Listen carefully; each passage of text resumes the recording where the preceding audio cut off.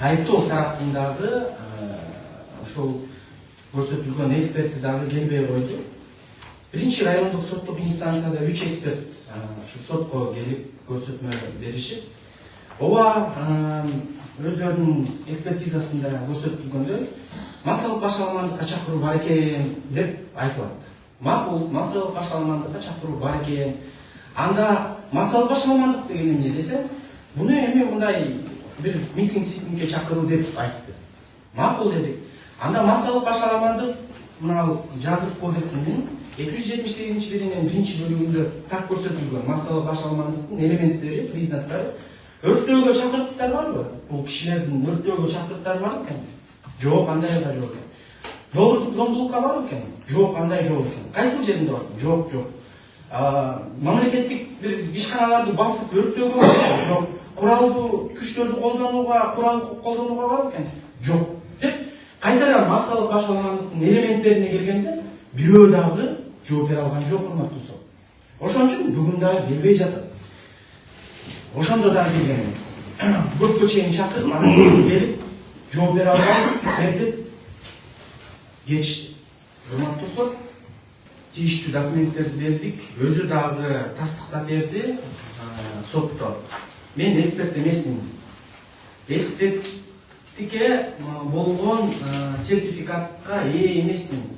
Мамлекеттик реестрде мен турбаймын деп ошол жерде мындай адвокаттар бурчка такканда, ооба мына кагазын көрсөткөндө реестрде турбайт экенсиң деп көрсөткөнүбүздө, ооба мен мамлекеттик реестрде турбаймын. Ал эмнеге сиз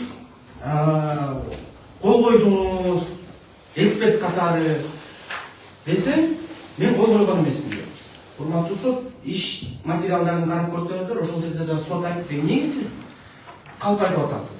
Мына бетте, ушул томдо сиз эксперт катары кол коюпсуз. Права и обязанности разъяснены как эксперта. За заведомо ложные заключения экспертизы несу ответственность деп кол коюп берип атасыз. Деп эң башкы экспертибиз ошондо эксперт катары кол коюп бериптир дагы. Же специалист экенин билбейбиз, же эксперт экенин билбейбиз.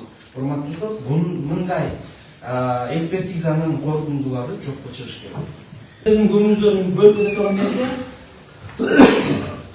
соттук лингвистикалык экспертизанын корутундусуна биз карама каршы катары көз карандысыз эксперттик корутундусун биздин кесиптешибиз Ахмат Алабуштун өтүнүчү менен Нарымбаева Нуржандын иш материалдарында бар. Көңүлүңүздөрдү бурсаңыздар, ошол жерде журналисттердин аракеттерине эч кандай жана видеолордо, ошол эле видеолор боюнча 2023 жылдын декабрь айындагы Махабат Тажибековдун YouTube каналында Темирбай жана Айтайт десе YouTube каналында чыккан ошол эле видеосуна жасалган көз карандысыз соттук экспертизанын корутундусу бар, урматтуу сот. Ошол жерге көңүл бурсаңыздар, бүт алдап чыккан бардык мыйзамдын чегинде. Жана ошондой эле менин өтүнүчүм менен ошол көз карандысыз эксперттин ошол Абдыкожоевдун чыгарган жанагы соттук лингвистикалык экспертизанын корутундусуна чыгарган лицензия биз кайрыбыз чыгарып бергенде. Ошол лицензиясында тактана жазылып турат, урматтуу сот. Бул соттук лингвистикалык экспертизанын корутундусу мыйзамдарды өтө өрөнөк түрдө бузуу менен чыккан деп. Ал жерде эксперттик иш мөбүлү жөнүндө мыйзамдын негизинде эксперт өзүнүн ыйгарым укуктарына аша чыгып кеткен. Тергөөчү суроолор берип атат эксперттин өндүрүшүнө. Ал өзү билемдик кылып, ал жерде өзүнүн ыйгарым укуктарына кирдеген маселелерди көтөрүп, психологдун адамдардын жана юрист, мисалы үчүн прокуратура же сот берип турган, баа берип турган бөлүмдөргө кирип, ал ушу өзүнүн эксперттик корутундусун берип атат. Ошого да бир өтө көңүл буруп койсоңуз. Teşekkür ederiz. Gidersiniz.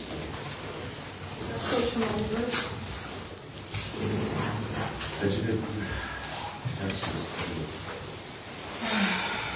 Мактусу буга чейин мага карата, менин туугандама карата коркутуп үркүтүүлөр көп кандуу далилдеп өздөрү эле далилдеп берди окшойт. Ошол эле энимдин камалышы, баламдын метиркесин баягы туугандыгы тууралуу күбөлүгүн тартып алышы, аны кайра бериши деп.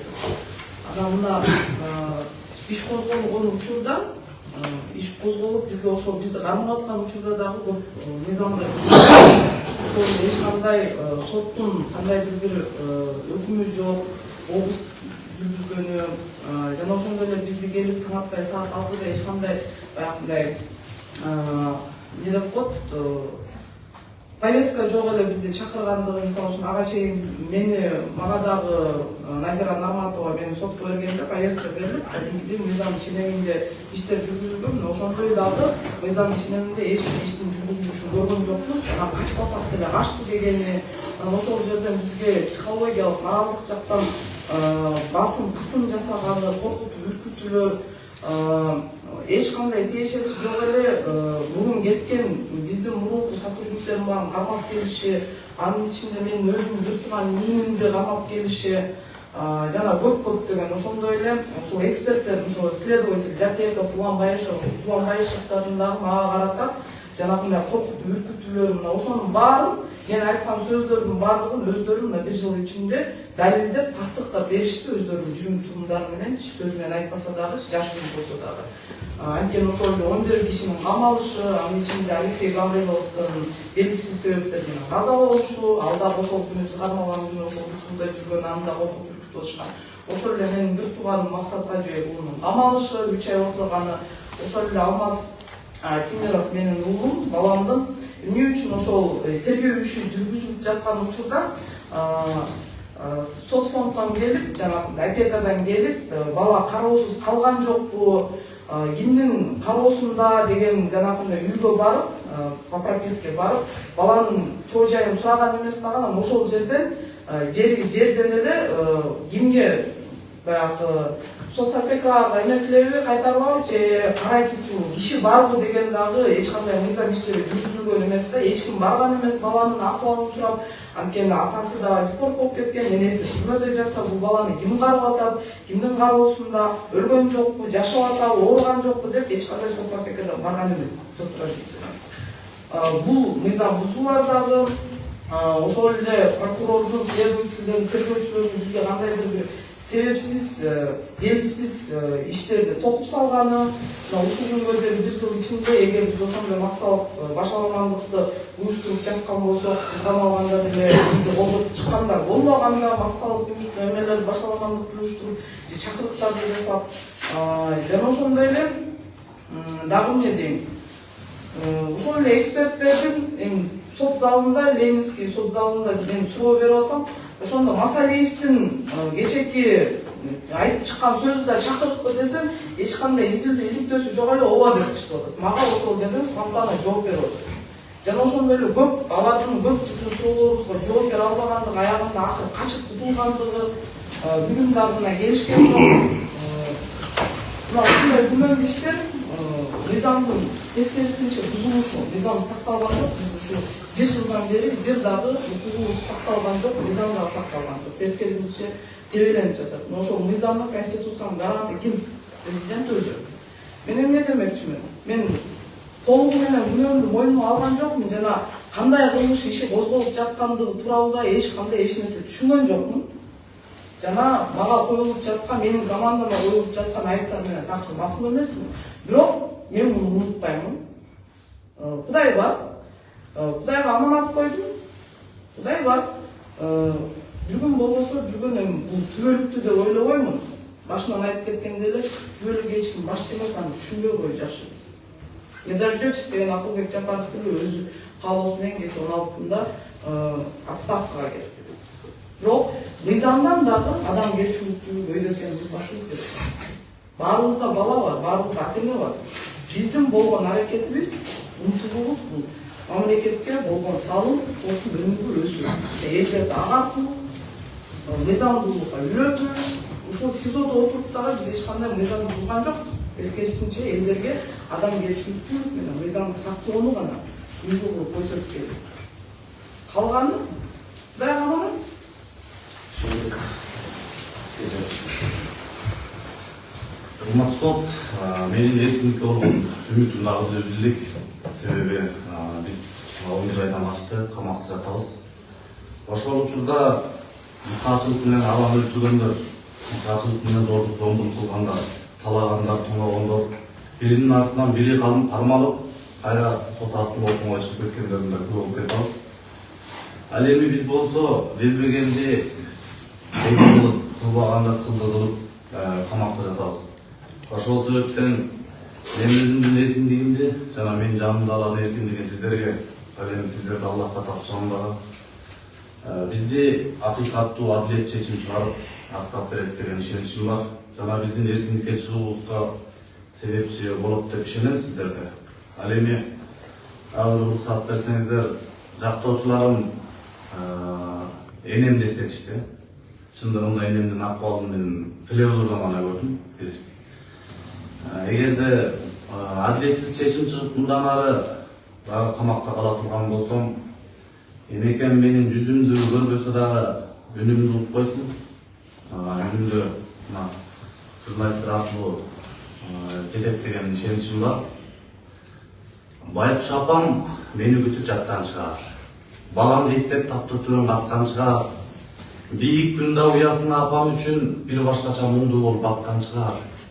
Апа кебай, балам жакшы камактагы. Аллах буйруп койгон болсо калат баары. Азаматын акыйкатты сүйгөн үчүн айып менен каматышкан каяктагы. Алсыз болбой, апа кебай көтөр башты. Аппагыдай ачып койгус көздөн жашты. Азаматын өз жанынан артык көргөн, алакындай кыргыз жерде тоонуп ташты. Көрүнүктүү улуу элдер делген кыргыз, көмүкөйдөн бал тамып келген кыргыз. Көпчүлүктүн улуулууда өстүргөнсүз, көргөнүмдү айта албасам, элден кыргыз. Чоң рахмат. Міне, эркиндик менен күрөш ушундай экен. Önümüzde ösüldü, unutulan dese, bundan ары Kırgızstan жақсы жашасын десе, ошол үстүндө кишилер окшогондор, менин командам окшогондор жана башкалар командага чалып да кетиши мүмкүн экен. Биз өз өмүрүбүздү, өз ден соолугубузду ошо Кыргызстандын өмүрүбүздүн өсүүсүн гана ойлодук. Бирок эч кандай төңкөрүш жасайбыз деген бир ой жок. Болгон дагы эмес. Анткени бул адамдын жан дүйнөсүнө төңкөрүш жасаш керек. Адамгерчиликтүүлүк эң алгач. Албетте коррупцияны 100% жеңип тута албасак дагы, жок дегенде Кыргызстанда адамгерчиликтүүлүк орносо, мыйзамдуулук орносо, эмнеге адамгерчиликтүүлүк деп жатам? Анткени адамгерчиликтүүлүк мыйзамдан да бөлүп турат. Ошол мыйзам адамгерчиликтүүлүктөн жасалган, түзүлгөн нерсе. Ал эми кааларым эмне? Мен көргөндө мындан ары башка жаштар акыйкаттыкка, калыстыкка, өнүгүүгө, өсүүгө, адилеттүүлүккө умтулган жаштар көрбөсүн. Мен акыркысы болоюн. Бирок мен унутпайм дегеним, мен эч кандай өч албайм эч кимге. Кудайга аманат койдум. Кудай чечсин, Кудай билсин. Анткени мен эч качан өч алууну, жек көрүүнү, адамгерчиликсиздикти өзүмө приоритет койгон адамдардан эмесмин. Мен өзүм дагы адамгерчиликтүүлүккө жана мыйзамдуулукка, даанышмандыкка умтулуу жасаган, аракет жасаган кишимин. Албетте мен дагы өзүмдү кебезден жумшак, кардан аппакмын деп айтпаймын. Пендечиликте балким кетирген каталарым болгондур. Бирок мен ал каталарым үчүн мындайча айтканда сыймыктанам. Анткени адам ката кетирбесе өнүкпөйт дейт. Ошол катанын артынан өнүгүү келет. Анан ушул 1 жылдык СИЗОдо мен мындан аркы деле кыйынчылыктарга даярмын. Муну менен күнүтүп калбайт. Мен жана менин командам предел эмес деп ойлоймун. Анткени канчалык адам өнүккөн сайын ошончолук кризис күтүп турат. Ошол кризистерди аттап өткөндү, коркунуч аттап өткөн көрсөт гана.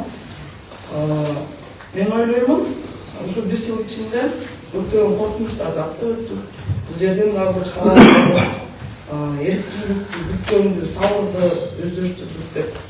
Жана мындайча айтканда ал жерде түздүү адамдар менен отурасың, ошол адамдар менен тил табышып үйрөндүк дегендей. Бирок кыргыз эли ушуну билип койсун, эгер менин актык сөзүм болуп калса, мындан ары баягы чыгалы чыкканга мүмкүнчүлүк болбосо, эч качан өч алууну, жек көрүүнү приоритет максат кылып койбош керек. Адамгерчиликтүүлүктү гана. Анткени бул пендечиликте боло берет. Биз канчалык уруш тытышсак дагы ишая кагылышкан менен баардыгыбыз ынтымакта бири-бирдей жашашыбыз керек. Анткени биз кыргызбыз. Бөлүнгөндү бөлү жеттик. Анткени баардыгыбыз кемчилигибиз менен дагы, артыкчылыгыбыз менен дагы. Биз идеалдуу боло албайбыз. Идеалдуу адамдарга пенделерден издебеш керек. Идеалдуу бир гана Кудай. Биз болгон пенделербиз. Ушуну унутпашыбыз керек. Албетте кыргыз эзелтеден эмнеси менен даңгат алган жана эмнеси менен сакталган. Бул эркиндиги менен, сөз эркиндиги менен. Ошол эле романдын ырчуулугу, Токтогуловчу, Толбай, Сынчы, Жеренче, Чечен, Балыгоз, Назаргаев, Токтогул, Жеңи жок жана башка биздин акындарыбыз ушул сөз эркиндиги үчүн күрөшүп, ушул кыргыздын салттуу баягы маданиятын жандандырып жана ошону улантабыз деген үчүн алар дагы сокку жеп, тепки жеп кыйналып келген. Бирок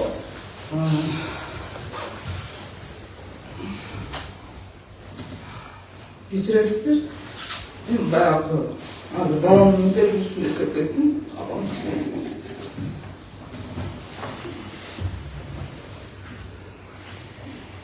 Балам айтып коеюн деген, балам мен сени эч качан таштаган эмесмин.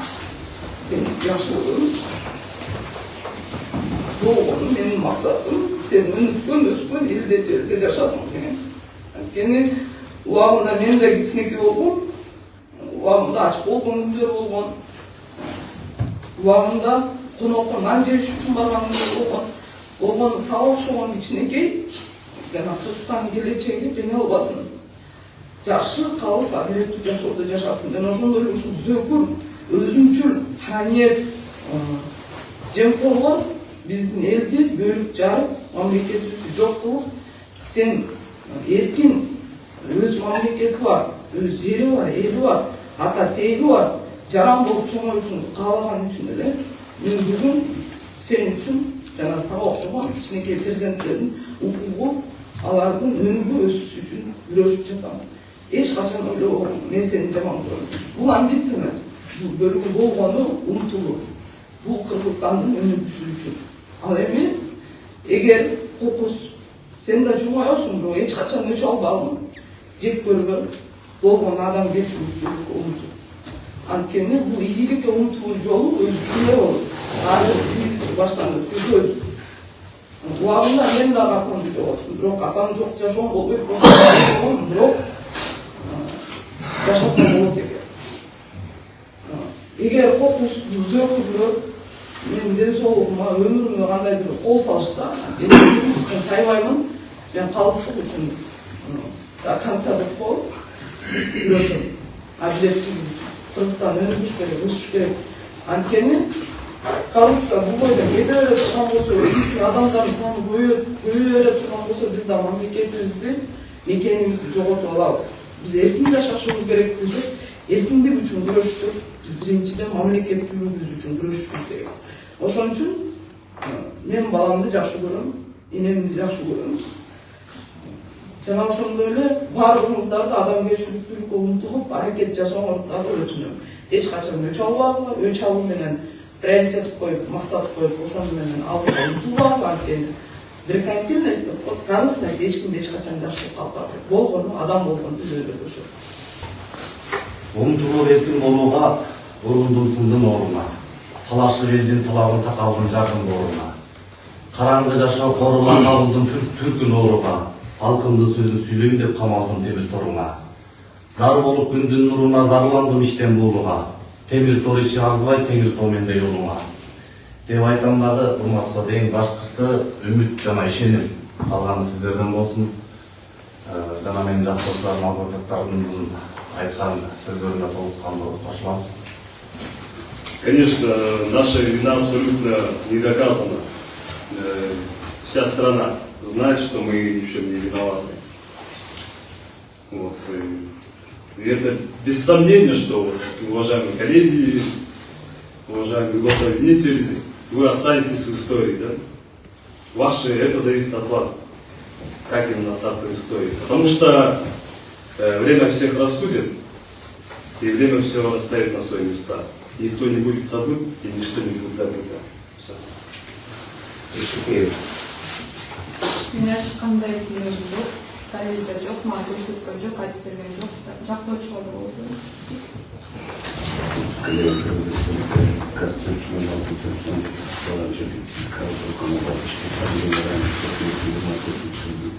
6-ның на 10 октября Киева на Капаров продача тому университет так точно сейф Тәмбек Максаков на операция Танталова на Тандусском ссылку на ресторатор Республика Леонсовна казался тогда тому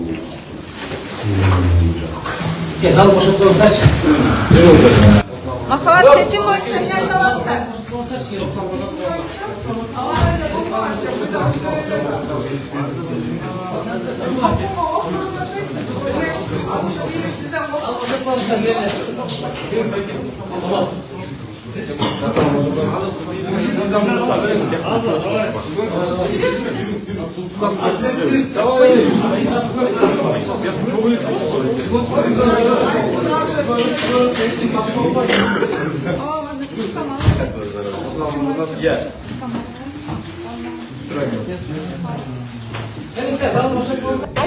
boyunca айыпты түшүнөлүк да. 4 журналисттин тең апелляциялык даттануусу канааттандыруусуз калтырылды. Бишкек шаарынын Ленин райондук сотунун 10 октябрь 2024 жылы чыккан өкүмү өзгөртүүсүз калтырылды. Kızık жашоо башталды, иштеп эле баштады. Бир муштумдай түйүлөлү бириктирип жаштады. Эч кайдыгер болбойло, келечекте хойлойло. Жагалданбай байларга, мыктыларды колдойло.